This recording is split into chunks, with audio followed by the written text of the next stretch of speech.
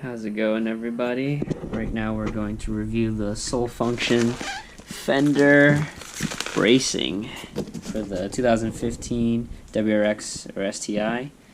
Comes in a nice box, and like I mentioned before, they also gave me a free hat with the purchase as well. You can see these familiar angled bolt bracing areas for areas where the original bolt will not go into. Definitely gonna have fun with those, but well, let's hope that this is a little bit more straightforward than the other one was. Wanted to get a shot of what they look like out of the packaging because they look really nice. And it really is a shame that you're never gonna really see this once it's installed into the car because the fenders go right over them. But yeah, feels very hefty. About like 5 pounds each, and yeah, hopefully it gives it enough rigidity. So just initially taking a look at what's needed to be done in order for this install to happen, we're gonna have to be taking off the front bumper just to access the actual fender itself, and then at the same time we're gonna have to take the side skirt off. In my case, I have mud flaps too, so I'm gonna have to unscrew those. So it is going to be quite a bit of work just to get into where we need to, but for the most part, once we're there, it's just a few bolts and then we should be all set. Of course, I always say that, and yet I'm always going to beat myself up for saying that. A few clips onto this shroud right here to access the fender here, but of course, in order to take off the entire bumper, you're going to need to be able to take off all the clips that are close to the edge over here. So there's a few 10 millimeter bolts and then a couple of pop screws. And underneath the car, you're gonna have to take off that undershroud as well. For me, I have an aluminum undershroud, so that's gonna be a little bit more intensive. So what I'm gonna do and what I plan to do is take off everything I need to take off and work on one side of the car first by myself, so I know at least what I'm doing, and then I'll show you the whole process on the other side. Okay, so I finished it on the other side. I'm gonna try to do it as quickly as I can before the storm comes through. So hopefully this moves a lot quicker than it did the first time around. First thing I gotta do is move my wheel, chalk it up onto the right so I can access the mud flap, and then we'll just go from there.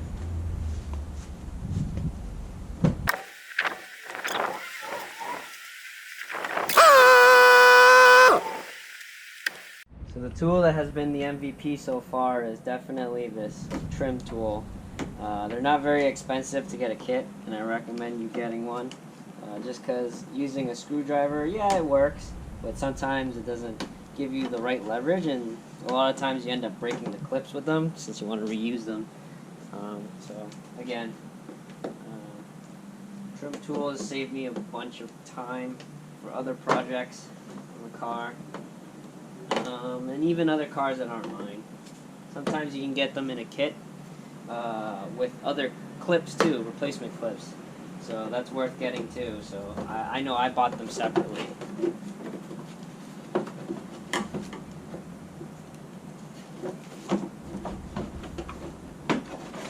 Okay, that shroud off.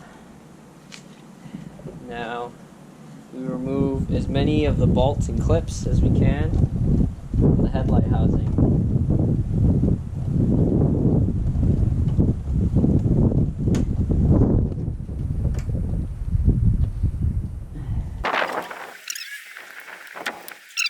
Stuff off real quick.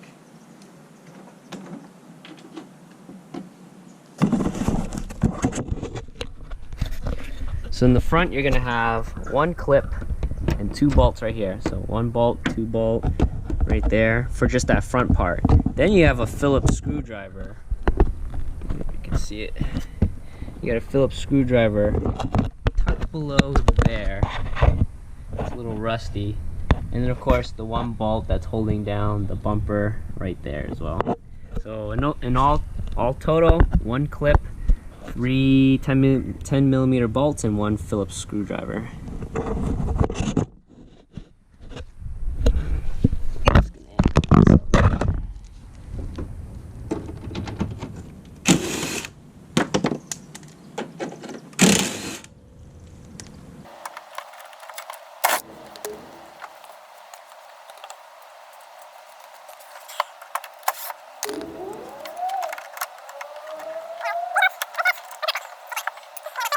Loose. And over here at the top, we got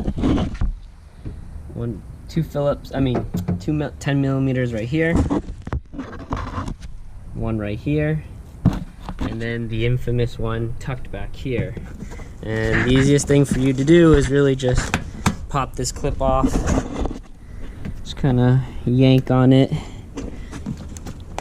just like that. And then there's a little pop clip right there that you can stick like a Phillips screwdriver into. I use this bit right here, you push in, and then that's it, and it should come loose. I'm gonna take care of that last. Gonna put this bit back in. Last time I scratched my ankle with it, not fun. Hopefully I can hold this while I'm doing everything. 1, 2, I'm just gonna leave the bolt. It's right there. 3. And then the last one, I'm gonna remove that shroud. Now, once you're done with that one, you got some bolts and all the other stuff tucked away here. We'll get to that in a bit. But in the meantime,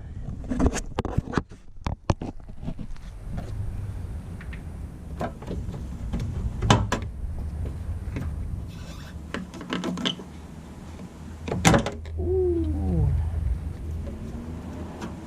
I think I broke that piece.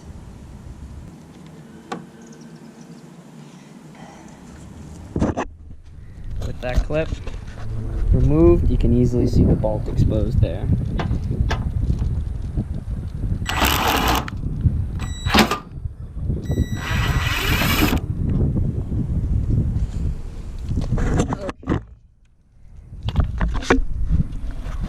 Okay, so you got that top piece out.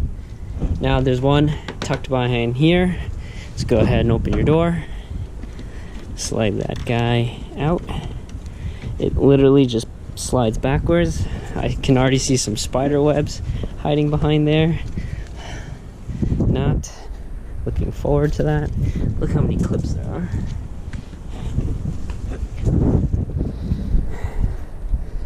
Using this microfiber cloth just for added support so it doesn't scratch. And then just kind of pull that out. And then you should be able to slide that.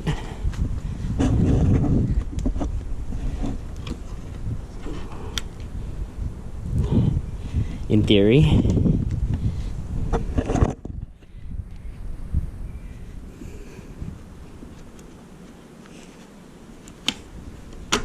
Okay. There we go. Alright. Oh, looks like I didn't slide it off. I just pulled it right off the clips themselves, which is not too bad. I can live with that. Okay. So bolt right there. And actually the funniest thing that I realized after doing one side already is that it's easier to undo the bolt with the door closed, believe it or not. So we're actually just going to leave that alone. There's going to be one that you're going to need to use right here with a open-ended wrench. And before we can do all that, I got to get my bumper off, my side skirt off.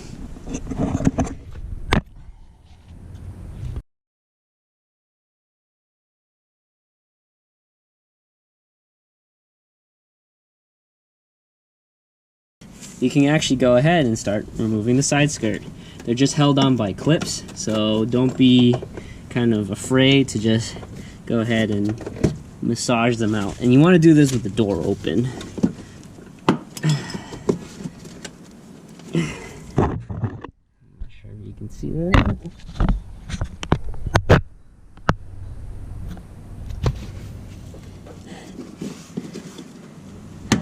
Just massage it out. I got scared every single time I did this. I did break my side skirt before, but that was a different situation and scenario.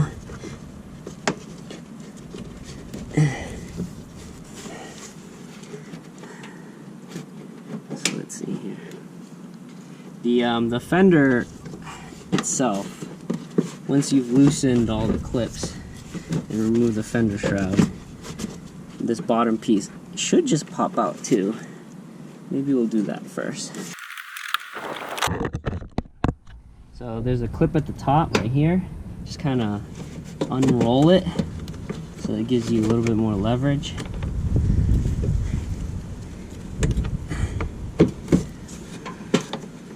And question your life choices. There we go. Okay. Oh, there's a lot of gunk in there. Okay, so that's one of the reasons why the clips for the fender is sort of staying on. There we go. If we just keep massaging it, there we go. So out and down seems to work pretty well. You don't have to take the whole side skirt off, just enough so that this entire piece comes off. And there you go. That's the side cell again. Okay, now we are almost there. We'll go ahead and undo the bolts. And like I said before, it might be easier. Just close the door.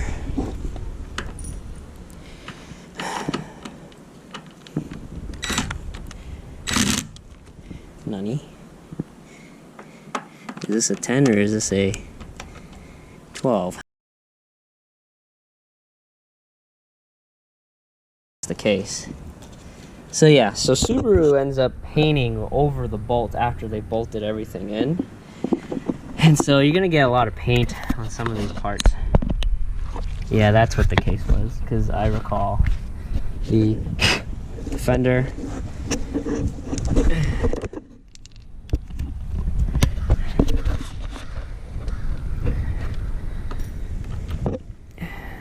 came off. Yep, there we go.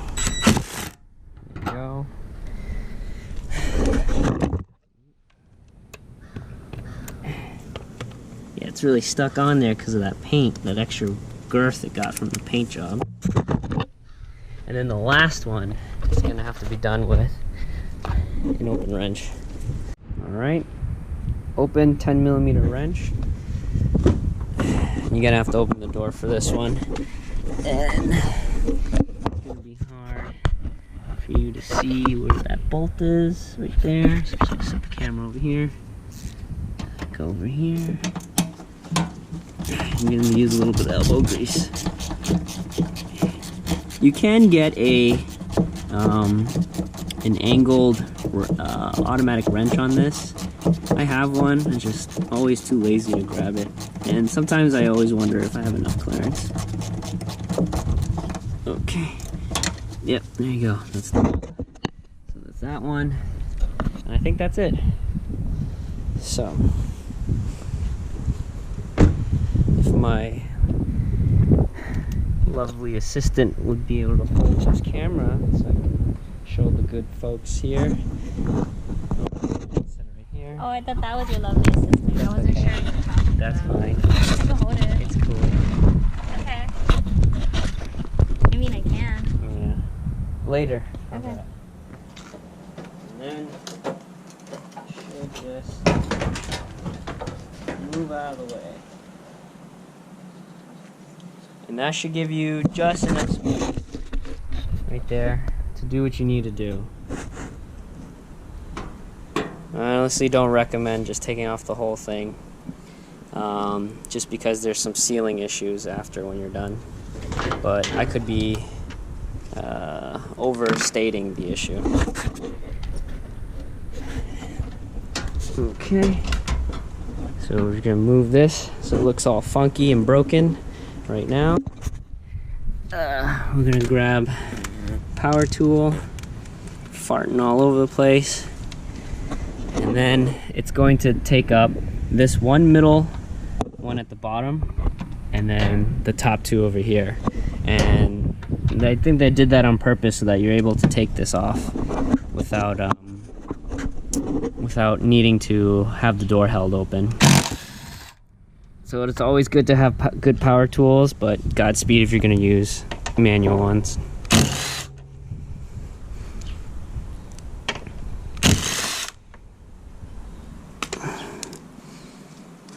I did see my door shift just a little bit, but hopefully that gets corrected once we bolt it back in. Okay, now the hard part.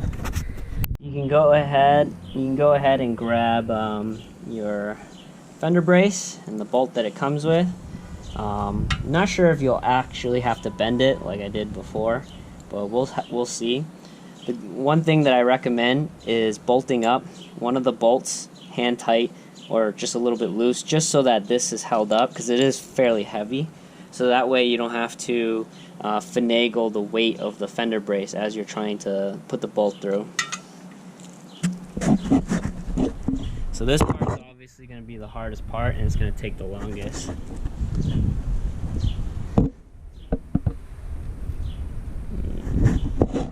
So right here. So I'm going to grab one of those bolts.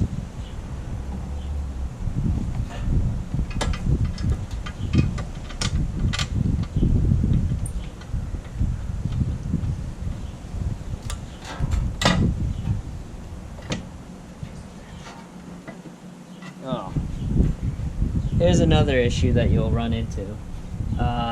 Your wiring loom is going to be in the way. You're going to have to sadly dislocate that. So I recommend using the trim tool to give yourself some space.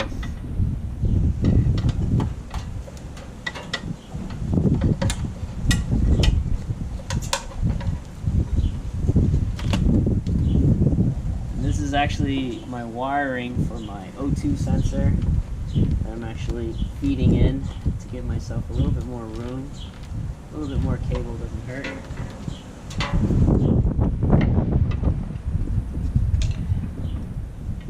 Alright, I'm gonna have to remove this brace first.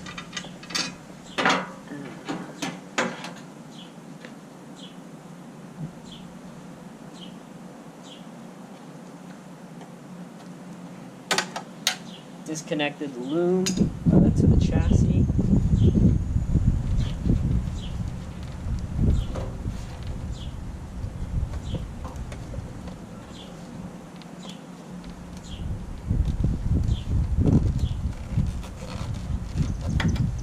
Since I'm here, I might as well feed some more wire.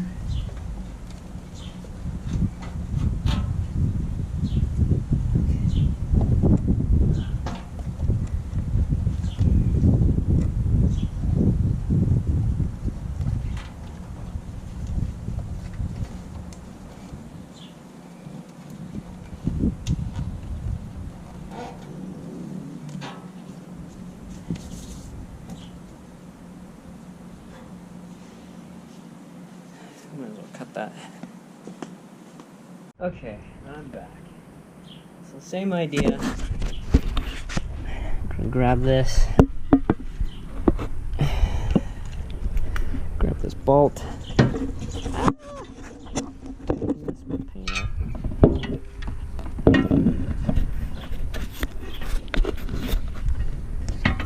And then thread it through. Well, I apologize, you guys don't have any view of this. I am juggling the camera while doing this, so just give me a sec. Okay. Just bolt it through like that, just so that it has something to just hold on to while you're finagling this. And then the dreaded 12 millimeter Allen. I forget what size Allen this was. It was a 4. So I'm using an Allen key alongside with torque wrench, or rather a ratcheting wrench. And then you want the washer and you want this separate.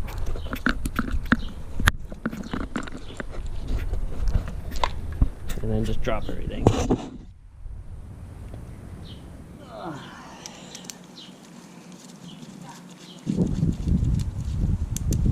So I'm gonna try it to see if you can just leave it angled like this, because there's a lot of space in the bigger cavity. But if not, I just kept bending it by hand until it straightened out so you got a flat surface. So hopefully camera can sit.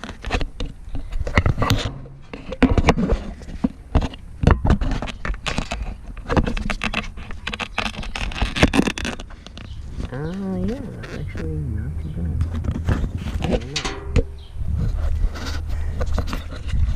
Alright.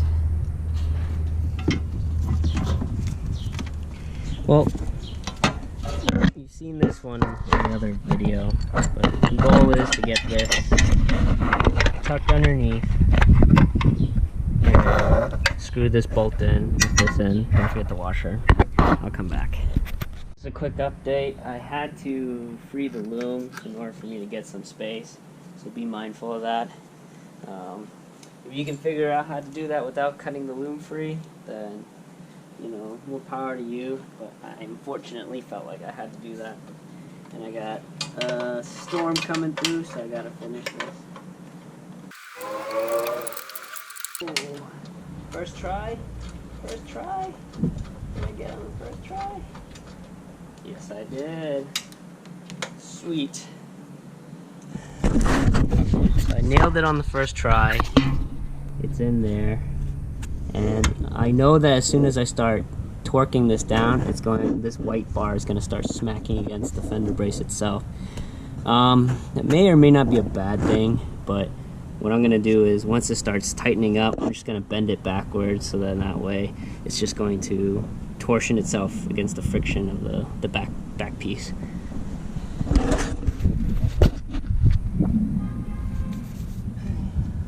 But yes, I don't have to worry about finagling that for hours.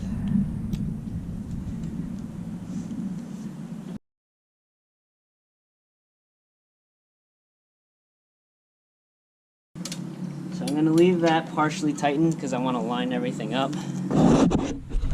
So it's tightened up there. And I'm going to line up all the bolts. So before I'm going to throw on all these bolts, I know that they're in pretty decent condition. But when I took out the right door one, I noticed there was some rust forming. So it's an indicator to me, especially here in New England, that the water levels, at least the salty water levels, get up that high. So I'm just gonna go ahead and just kind of dab a bit there. And especially since this is gonna take up a large surface area and I broke off all that paint, I know that rust and salt is going to get there, so putting a liberal amount of that is not going to be a bad thing for me. I'm just going to thread that through and hand tighten that. Yeah, it looks so weird with that fender just dangling there. I don't think it's biting because it's kind of misaligned, which is understandable. So I'm just gonna shift this around a bit.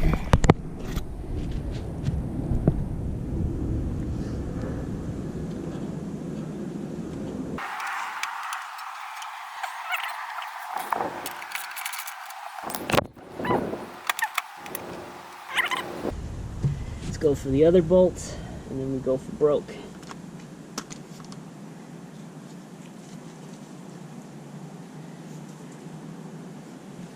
Where's the other one? Oh, I got one down here. Oh yeah. And the other one's gonna be already mounted up there, so I'm just gonna feed that through. And then undo this. Grab some of that anti-seize. Because that helps with corrosion as well.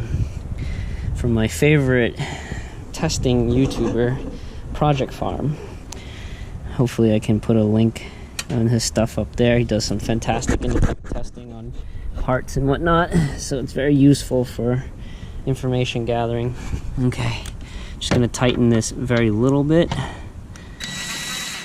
just enough so I can shift it around a little.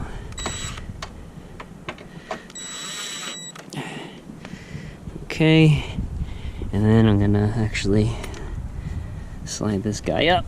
Oh, it's tight now.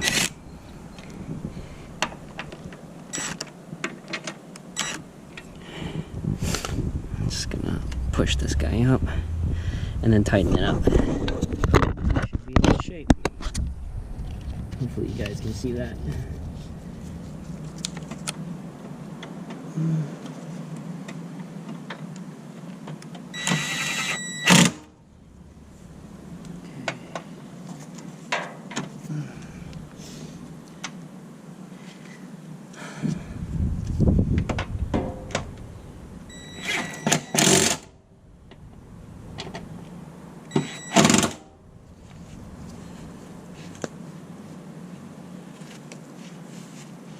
The door jamb seems to have just self-corrected after I tightened those bolts in, so it should be in good shape. Just have to tighten that up and we should be good to go. Okay, retighten that. Seems like every time you do this, it tends to teach you a little bit more and you can do it a lot quicker. So far, this is still not tight. So what I'm gonna do is shift the bracket some more, maybe get some help, but I'll come back. Alright, so adjusting the canter, the positioning of where that hinge is, it's not fun, but the end result is my door actually works like a door. Just be careful when you're using tools though, you will chip your paint like I did. Okay, cool.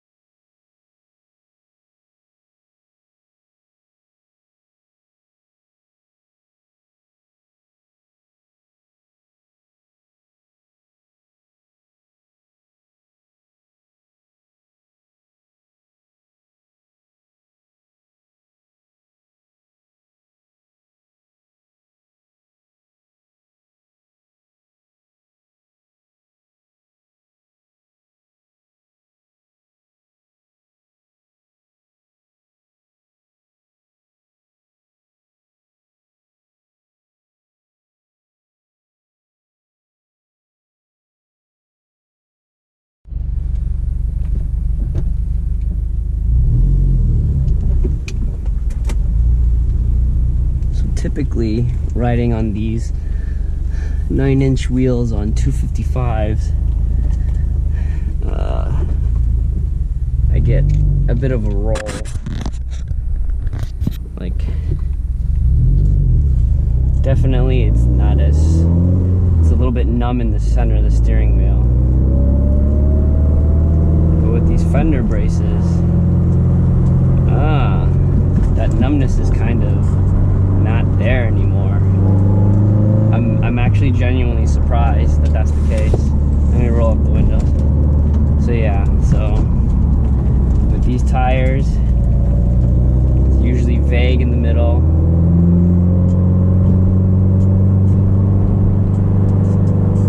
But that vagueness is kind of gone with the Fender brace. That squeaky here is just my Corbeau bucket seat.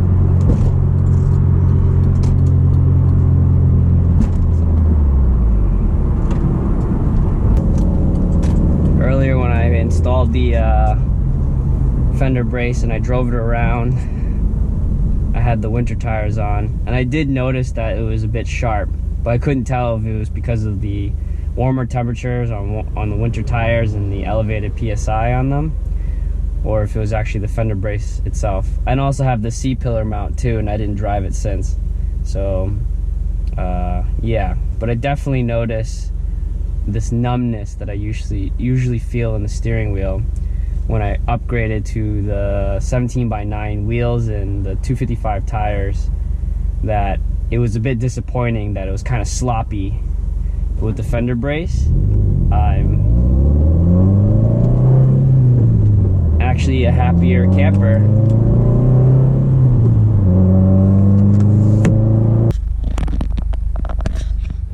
Just the GoPro. It's probably better if it's angling down.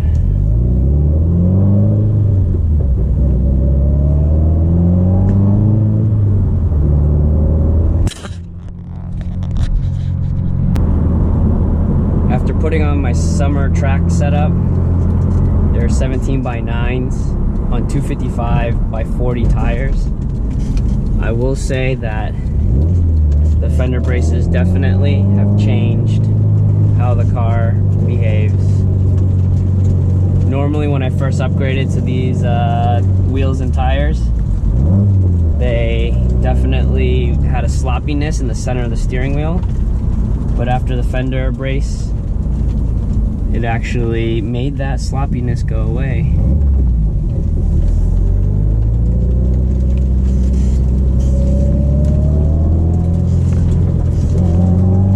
Yeah, I definitely have a lot more sharper turn in. So and I also have the C-pillar mount from Soul Function as well installed too. And the rear definitely picks up, it's more alive.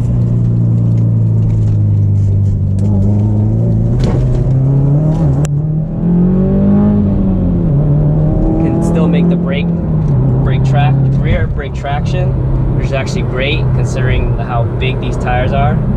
I know that the tires aren't really warmed up, but that's great for rotation.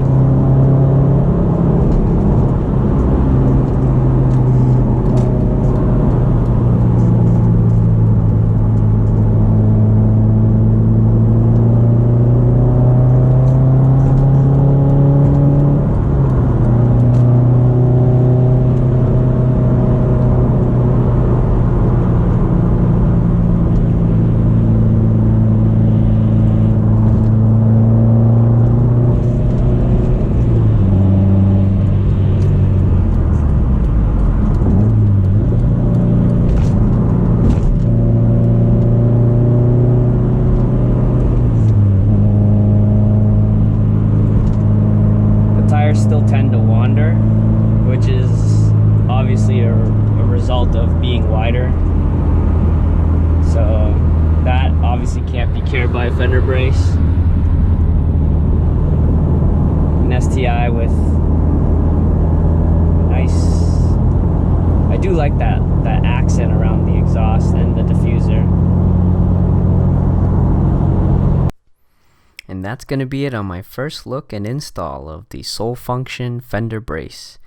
I definitely think it was worth the steering input that you get from it, and it definitely pairs well with the other chassis bracing that I have on the car. Links for the bracing is going to be in the descriptions below, and if you want more videos like this, hit the like and subscribe. And if you have any more further questions or comments, go ahead and put it in the comments below. I'll catch you guys later.